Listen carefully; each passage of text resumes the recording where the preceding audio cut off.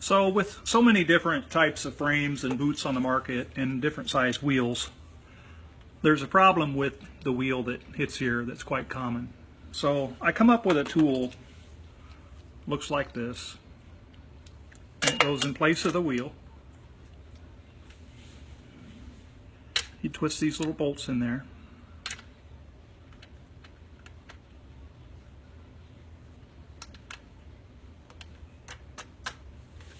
On both sides,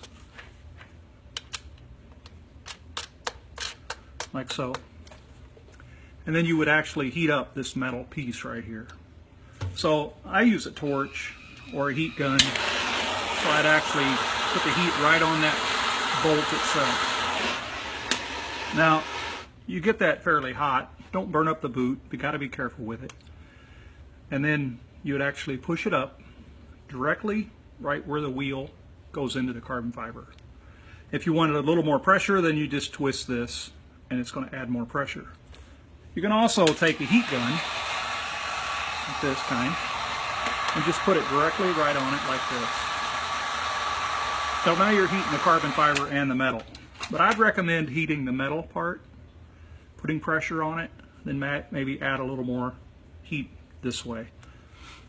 Now with a torch like this, and that makes like 2,000 degrees, you got to be really careful what you're doing there, but it will work.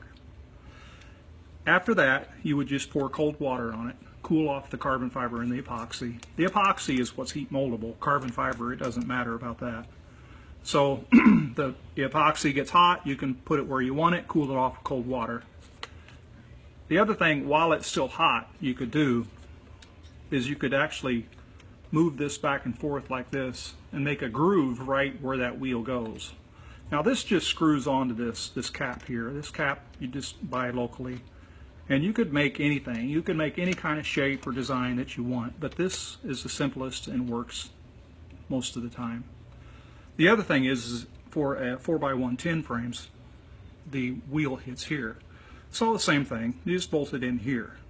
If you have a foot that's like a size 13, you would bolt it on here and actually push the toe up, because you can see the toe, if it comes out here, it runs into this part.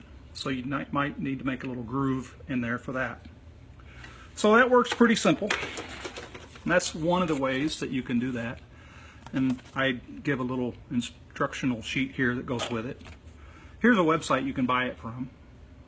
Also, you can go to my website or Raul's website also.